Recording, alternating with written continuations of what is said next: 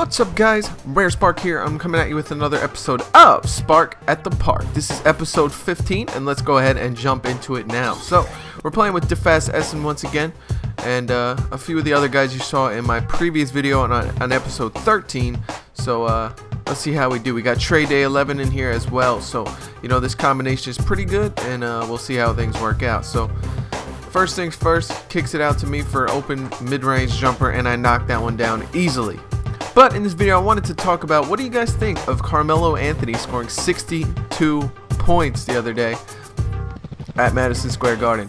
Breaking the record of most points at Madison Square Garden, breaking the Knicks all-time team record of most points in a game as well. I think it was a great moment for the Knicks, and my personal favorite about this is the fact that the MSG record is back to someone in a Knicks uniform. Formerly, it was held by Bernard King, which was 60, and then Kobe broke it back in 2009. So it was the opposing team who had the most points in a game at Madison Square Garden, and it just feels right now to have a Knick back at the top with 62 points, Melo at the top of the MSG leaderboard. So the most famous arena finally has its scoring title back, I guess, under its rightful hands, under the Knicks rather than the opposing team, and that's something that I personally like as a Knicks fan, because it just did not feel right having an opposing player have the record. So Carmelo probably could have went for 70, but he was losing his legs towards the end. He was getting tired, you could tell.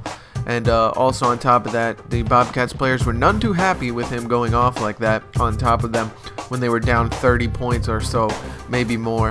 And they were starting to get a little ticked off, so you had to worry about if they would try to intentionally hurt him or anything like that. And so it was a good thing that we got him out of there at 62 points.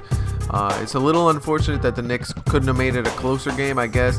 It would have been nice if the game was close, so he had to stay in and we got the win. That'd be something that would have been nice, but we'll take the 62 points obviously and run with it. But the way Melo is on fire, I think he could have went for 70, maybe even 80. What do you guys think in the comments below? Let me know. You think he could have broke Kobe's 81 point record? Some people think he could have. I personally believe he probably would have scored 75 tops. And this being a Knicks fan, I just seeing the end of the game before he came out, he was missing quite a few shots and stuff like that, easy jumpers that he would normally knock down, and I think he was just getting tired, and I don't know if he would have hit that 81 point mark in the game. So let me know in the comments. I'm curious to see what you guys think. But just an amazing game for Melo, and now he has the season's highest scoring total over Kevin Durant. Him and Kevin Durant have the top 4 scoring totals in the league, I believe, this season. Or yeah, I believe so. And yeah, KD had a career night the other night, 54 points, and then Melo came back and scored 62 just to best him. And I thought it was just kind of funny because those two are always going back and forth with the scoring title last year and everything, and it's just crazy to see Melo do that. And so yeah. But let's go ahead and jump back into the gameplay. As you see, it's a close game early on. They're playing some good defense, and the Bronx Bola is a tough player to guard. So he's pulling up for 3 there, can't get it to fall. And yeah, they ended up going back around, jumping right back onto the line. So that's why you see we're playing the same players that we did in the last game. But it's a different game, I assure you. As you see, X-Torres, I don't believe, was on the team last game. So we almost get the steal here. They get the ball back though, because it went out of bounds after the strip. I'm trying to guard the Bronx Bola. He was a tough guard, tough handle. Like I said, he was just speedy, but good defense there. I get the block, and we're going the other way. Get that out of here. Trade Day lobbing it up to me. Nice! Cocked back alley-oop. Almost jumped over the opposing team's player, but I checked it in slow-mo. I ended up not actually jumping over him, so I was kind of upset about that because, I would have went even more crazy if I jumped over the player. I would have been going and putting that in slow-mo and zooming in and everything like that. So good defense here. They probably got an easy dunk, so good little foul there from my teammate, Trade Day 11. And so they're going to get the ball here. We got to play some more defense. So Blazer Rip City looking to get the open shot. He finds X-Torres, who tries to get into the lane. And we play some pretty good collapsing defense. Trade Day with a nice contest of the 3-pointer, and we're going the other way. So I'm bringing it up. I'm feeling it with my handles here. Leaving me wide open for 3. Get it to fall. And we're getting that lead. We're slowly building it up, There's 5-5. Now we got a couple buckets. We're playing some defense, and it's 5-9. So team is not looking good for the other guys. The game is not looking good for their hopes to win this one. And X-Torres trying to find Blazer Rip City open. Trey Day locking him up. Just unbelievable defense. The Bronx Baller trying to get an open look. I'm having none of that as well. X-Torres gets an open look, gets it to go. Fortunately, we did not contest it fast enough, and because of that, he was able to knock down the 3. So 7-9. I'm moving the ball around, finding DeFaz Essen for 3. He can't get that one to fall. The Bronx Baller looking to run the break, and I can't keep up with him. So he alley-oops it to X-Torres with a nice alley-oop, and it's 8-9. Just like that, our 4-point lead is cut to 1. Trey Day finding me in the paint. I'm laying that one in. Easy layup. 8-10. We got a 2-point lead once again, and we got to score 11 more points, and this game is over. So X-Torres bringing the ball up, finding Blazer Rip City. Fader decides to kick it out to Bronx Baller, who tries to get into the paint, decides to pull up for a mid-range jumper, and he gets it to go. Nice move from him there, because I probably would have blocked it if he came back into the paint. So he scores on me. I find Trey Day quickly down the other side. He gets an easy dunk, and it's 9-11. Unfortunately for Bronx Baller, his teammates weren't the greatest at defense, and they were letting them score quite frequently. So I try to defend this alley-oop.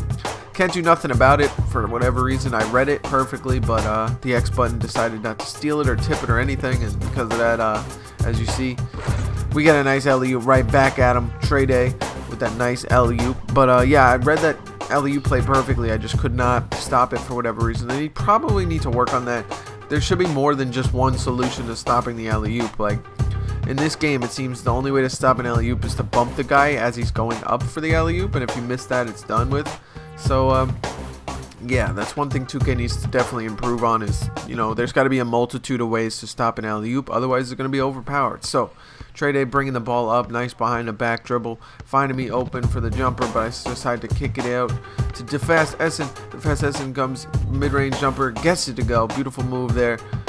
And a nice pull-up jumper from DeFaz Essen. So 11-13 now. Bronx Baller just having enough of it, getting frustrated with his teammates. Dunks it on top of me with that nice dunk there.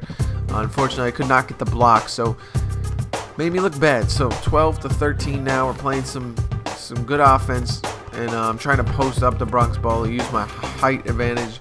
Nice little fadeaway. Can't get it to go, unfortunately. But Trey Day with a nice save and dunk. Good play from him. Saving that ball with the offensive rebound and getting us some points. So it's 12-14 now. Only 7 more points to go, and we win this game. So the Bronx Baller getting into the paint, lays it in, 13-14 now. And this game's getting close. You know, this is back and forth now. The game just keeps going back and forth, back and forth. Luckily, we still have the lead, so we're in the driver's seat at this point, and they tip it away from me here. And I try and get a block, but unfortunately, the camera change kind of messes me up, and they end up dunking it home. So because of me and my turnover there, they end up tying up the game. So this game's been going back and forth all day.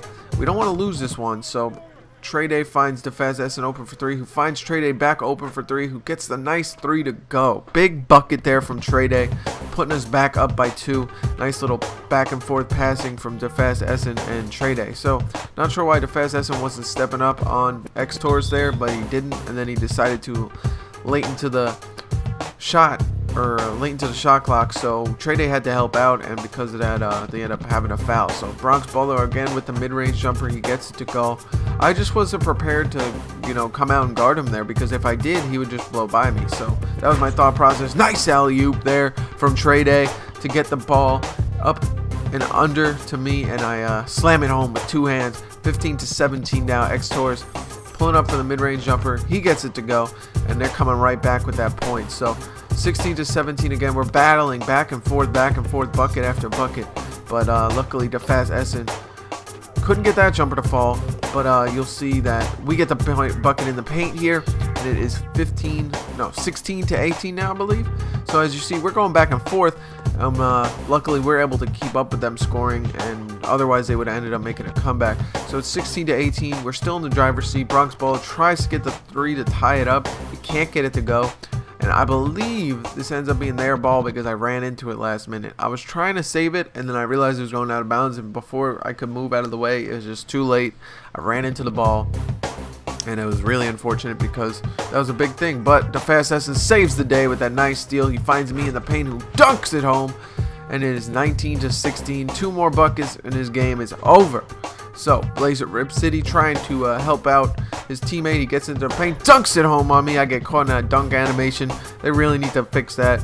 It's just, I like the block system in this game. It has definitely improved since 2K13, but it's just frustrating when you get those animations like that. I'm a 7'1" guy. There's no way I'm just going to stand there like that and take a charge. You know I'm going to jump up and try and block it. And it makes me look bad. So, something 2K needs to work on. So, as you see, I'm trying to find Trey Day in the paint, who dunks it home with a two-handed flush. It is 17-20 now. One more bucket and this game is over. Xtor's trying to be the hero, bringing the ball up, pulling up for three. He gets it to go. Big bucket from Xtor's. If they have any chance in this game, he definitely needed that three. So it's 19-20. They have to play some defense or this game's over, and they don't. So we win the game. Nice pass from Trey Day there to get me that easy dunk. And we're going to end it here with the Twitch dance. Oh, just kidding. Unfortunately, I got bumped into, so no Twitch dance this time. But as you see, I'm talking smack to that guy on the sidelines and chasing after the Bronx Baller. Anyways, guys, I hope you enjoyed this video of Spark at the Park, episode 15. You can follow me on Twitter at RareSparkNBA. Thank you guys so much for watching. RareSpark out.